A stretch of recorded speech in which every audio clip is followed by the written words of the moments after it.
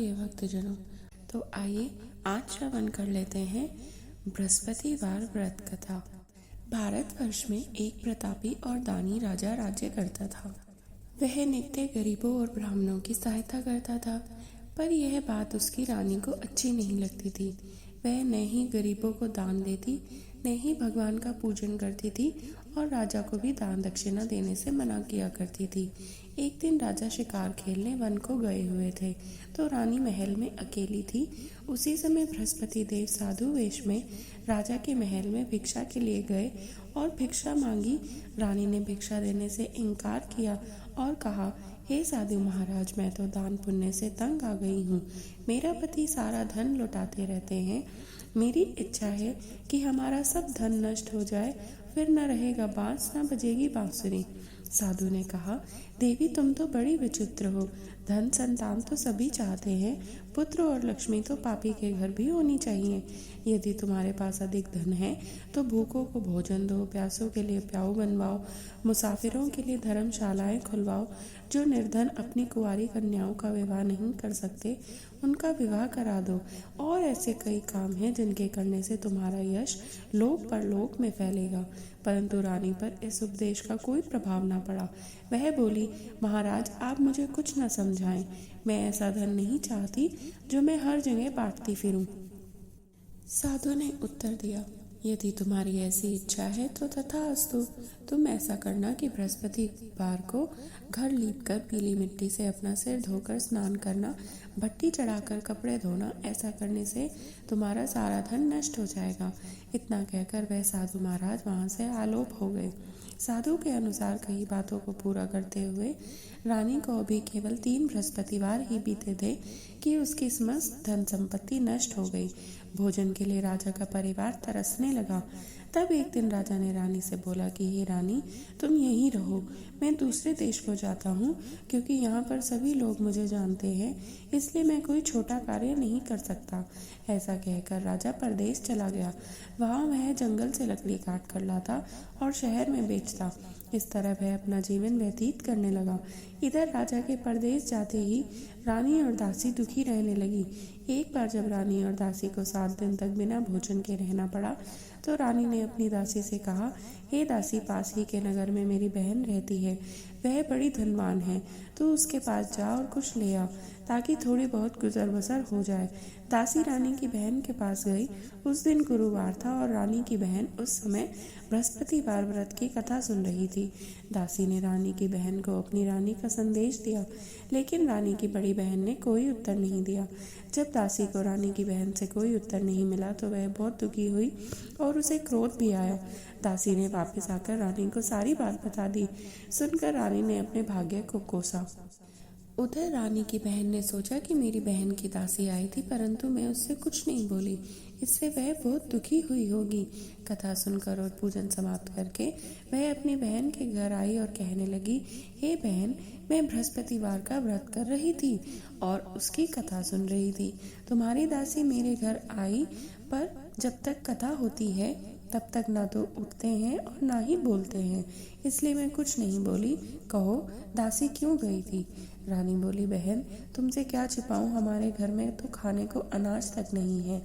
ऐसा कहते कहते रानी की आंखें भर आई। उसने दासी समेत पिछले 7 दिनों से भूखे रहने की बात अपनी बहन को विस्तार पूर्वक सुना दी। रानी की बहन बोली, देखो बहन, भगवान बृहस्पति देव सबकी मनोकामना को पूर्ण करते हैं। देखो, शायद तुम्हारे घर में अनाज रखा हो। पहले तो रानी को विश्वास नहीं हुआ, पर बहन के आग्रह करने पर उसने अपनी दासी को अंदर भेजा तो उसे सचमुच अनाज से भरा एक घड़ा मिल गया। यह देखकर दासी को बड़ी हैरानी हुई। दासी रानी से कहने लगी, हे रानी, जब हमको भोजन नहीं मिलता तो हम व्रत ही तो करते हैं, इसलिए क्यों ना इनसे व्रत और कथा की विधि पूछ ली जाए, ताकि हम भी व्रत कर सकें। तब रानी ने अपनी बहन से बृहस्पतिवार व्रत के बारे में पूछा। उसकी बहन ने सारी विधि बतलाई और कहा कि बृहस्पतिवार के व्रत में चने की दाल और मुनक्का से विष्णु भगवान को केले की जड़ में पूजन करें और दीपक जलाएं, व्रत कथा सुने और पीला भोजन ही करें। इससे बृहस्पति देव अत्यंत प्रसन्न हो जाते हैं। व्रत और पूजन विधि बताकर रानी की बहन अपने घर को लौट गई। 7 दिन बाद जब गुरुवार आया तो रानी और दासी ने व्रत रखा। घुड़साल में जाकर चना और गुड़ लेकर आईं। फिर उससे केले की जड़ तथा विष्णु भगवान का पूजन किया। अब पीला भोजन कहाँ से लाए, इस बात को लेकर दोनों बहुत दुखी थे। चूंकि उन्होंने व्रत रखा था इसलिए बृहस्पति देव उनसे प्रसन्न हो गए। इसलिए वे एक साधारण व्यक्ति का रूप धारण करके 2 थालों में सुंदर पीला भोजन दासी को दे गए। भोजन पाकर दासी प्रसन्न हुई और फिर रानी के साथ मिलकर भोजन ग्रहण ही किया। उसके बाद वे सभी गुरुवार को व्रत और पूजन करने लगे। बृहस्पति भगवान की कृपा से उनके पास फिर से धन संपत्ति आ गई, परंतु रानी फिर से पहले की तरह आलस करने लगी। तब दासी बोली, देखो रानी, तुम पहले भी इसी प्रकार आलस्य करती थी। तुम्हें धन रखने में कष्ट होता था, इस कारण सभी धन नष्ट हो गया। और अब जब भगवान बृहस्पति की कृपा से धन मिला है तो तुम्हें फिर से आलस्य होता है। रानी को समझाते हुए दासी कहती है कि बड़ी मुसीबतों के बाद हमने यह धन पाया है, इसलिए इसे हमें दान पुण्य करना चाहिए, भूखे मनुष्यों को भोजन कराना चाहिए और इस धन को शुभ कार्यों में खर्च करना चाहिए, जिससे तुम्हारे कुल का यश बढ़ेगा, स्वर्ग की प्राप्ति होगी और तुम्हारे पितृ भी अत्यंत प्रसन्न होंगे। दासी की बात मानकर रानी अपना धन शुभ कार्यों में खर्च करने लगी, जिससे पूरे नगर में उसका यश फैलने लगा। बृहस्पतिवार व्रत कथा के बाद श्रद्धा के साथ आरती की जानी चाहिए। इसके बाद प्रसाद बांटकर उसे ग्रहण कर लेना चाहिए। एक दिन राजा दुखी होकर जंगल में एक पेड़ के नीचे आसन जमा कर बैठ गया। वह अपनी दशा को याद करके व्याकुल होने लगा। बृहस्पतिवार का दिन था। एकाएक उसने देखा कि निर्जन वन में एक साधु प्रकट हुए। वह साधु वेश में स्वयं बृहस्पति देव थे। लकड़हारे के सामने आकर बोले, हे लकड़हारे, इस सुनसान जंगल में तू चिंता में मग्न क्यों बैठा है? लकड़हारे ने दोनों हाथ जोड़कर प्रणाम किया और उत्तर दिया, महात्मा जी, आप तो सब जानते हैं, मैं क्या कहूँ। यह कहकर रोने लगा और साधु को अपनी आत्मकथा सुनाई। महात्मा जी ने कहा, तुम्हारी स्त्री ने बृहस्पति के दिन बृहस्पति भगवान का निरादर किया है, जिसके कारण रुष्ट होकर उन्होंने तुम्हारी ये दशा कर दी। अब तुम चिंता को दूर कर गए, मेरे कहने पर चलो तो तुम्हारे सब कष्ट दूर हो जाएंगे और भगवान पहले से भी अधिक संपत्ति देंगे। तुम बृहस्पति के दिन कथा किया करो। 2 पैसे के चने मुनक्का लाकर उसका प्रसाद बनाओ और शुद्ध जल से लोटे में शक्कर मिलाकर अमृत तैयार करो।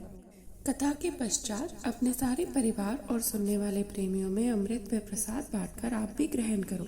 ऐसा करने से भगवान तुम्हारी सभी मनोकामनाएं पूर्ण करेंगे। साधु के ऐसे वचन सुनकर लकड़हारा बोला, हे प्रभु, मुझे लकड़ी बेचकर इतना पैसा नहीं मिलता जिससे भोजन के उपरांत कुछ बचा सकूं। मैंने रात्रि में अपनी स्त्री को व्याकुल देखा है। मेरे पास कुछ भी ऐसा नहीं जिससे मैं उसकी खबर मंगा सकूं। साधु ने कहा, हे लकड़हारे, तुम किसी बात की चिंता मत करो। बृहस्पति के दिन तुम रोजाना की तरह लकड़ियां लेकर शहर को जाओ। तुमको रोज से दुगना धन प्राप्त होगा, जिससे तुम भली भांति भोजन कर लोगे और बृहस्पति देव की पूजा का सामान भी आ जाएगा। इतना कहकर साधु अंतर्ध्यान हो गए। धीरे धीरे समय व्यतीत होने पर फिर वही बृहस्पतिवार का दिन आया। लकड़हारा जंगल से लकड़ी काटकर किसी शहर में बेचने गया। उसे उस दिन और दिन से अधिक पैसा मिला। राजा ने चना गुड़ आदि लाकर गुरुवार का व्रत किया। उस दिन से उसके सभी कलेश दूर हो गए, परंतु जब दोबारा गुरुवार का दिन आया तो वह बृहस्पतिवार का व्रत करना भूल गया। इस कारण बृहस्पति देव भगवान नाराज हो गए। उस दिन उस नगर के राजा ने विशाल यज्ञ का आयोजन किया था और शहर में यह घोषणा करा दी थी कि कोई भी मनुष्य अपने घर में भोजन न बनावे, न आग जलावे, समस्त जनता मेरे यहाँ भोजन करने आवे। इस आज्ञा को जो न मानेगा उसे फांसी की सजा दी जाएगी। इस तरह की घोषणा संपूर्ण नगर में करवा दी गई। राजा की आज्ञा अनुसार शहर के सभी लोग भोजन करने गए, किंतु लकड़हारा कुछ देर से पहुंचा, इसलिए राजा उसको अपने साथ घर लिवा ले गए और ले जाकर भोजन करा रहे थे तो रानी की दृष्टि उस खूंटी पर पड़ी जिस पर उसका हार लटका हुआ था। वह वहां पर दिखाई नहीं दिया। रानी ने निश्चय किया कि मेरा हार इस मनुष्य ने चुरा लिया है। उसी समय सिपाहियों को बुलाकर उसको कारागार में डलवा दिया गया। जब लकड़हारा कारागार में पड़ गया और बहुत दुखी होकर विचार करने लगा कि न जाने कौन से पूर्व जन्म के कर्म से मुझे यह दुख प्राप्त हुआ है, और उसी साधु को याद करने लगा जो जंगल में मिला था।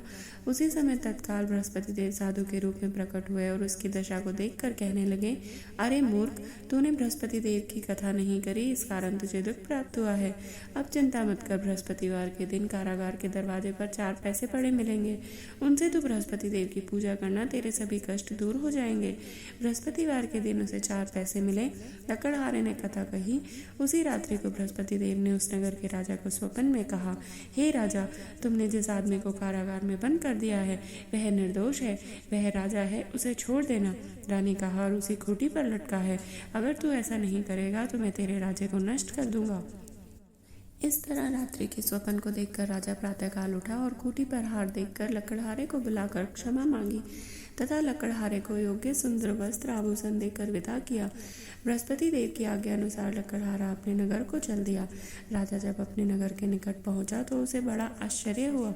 नगर में पहले से अधिक बाग, तालाब, कुएं तथा बहुत सी धर्मशाला, मंदिर आदि बन गई है। राजा ने पूछा, यह किसका बाग और धर्मशाला है?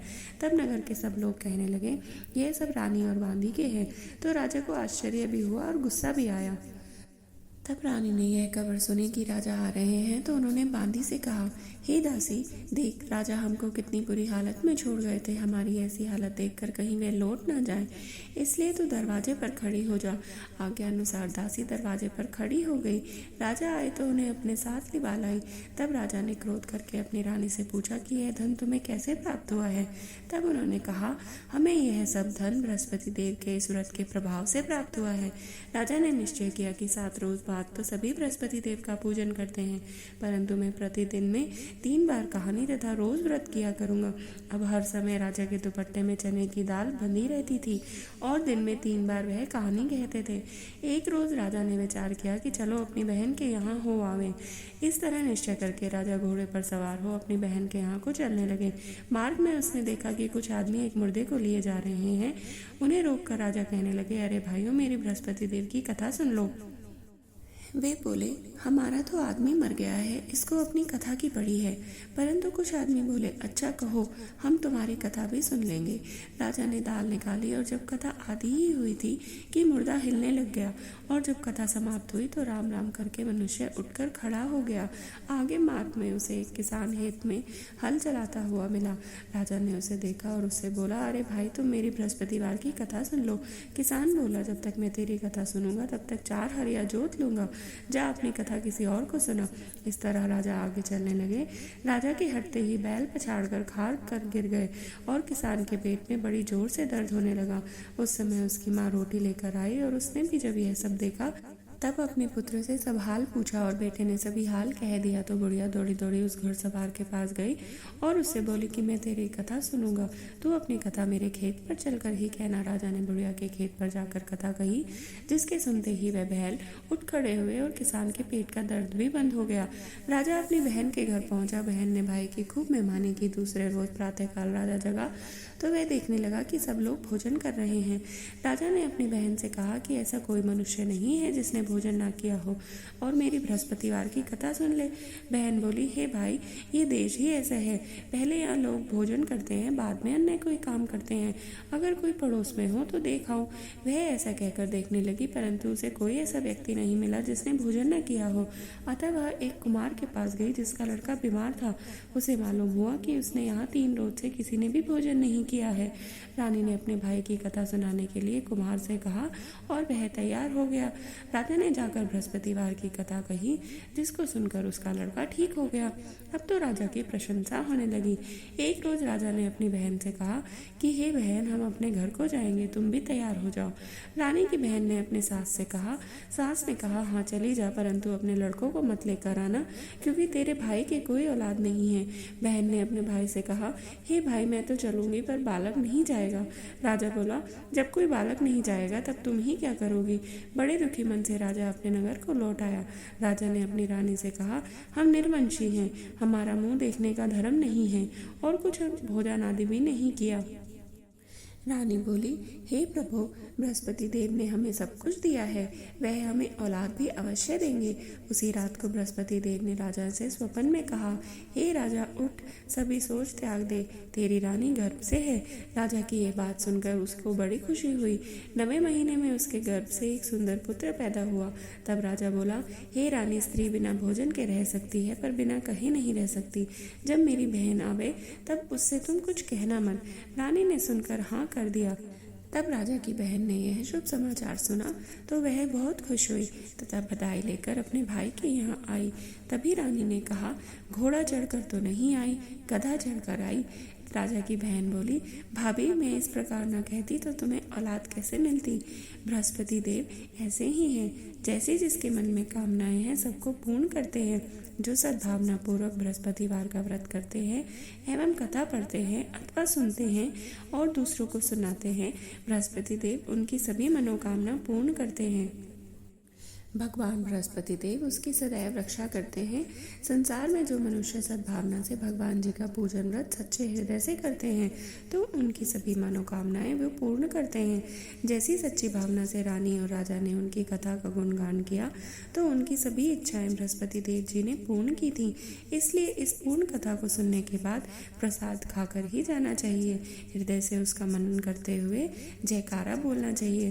तो सब बोलो, बृहस्पति देव भगवान की जय, विष्णु भगवान की जय। ऐसी ही और कथाओं को सुनने के लिए कृपया सब्सक्राइब करें और बोलते रहें, हर हर महादेव।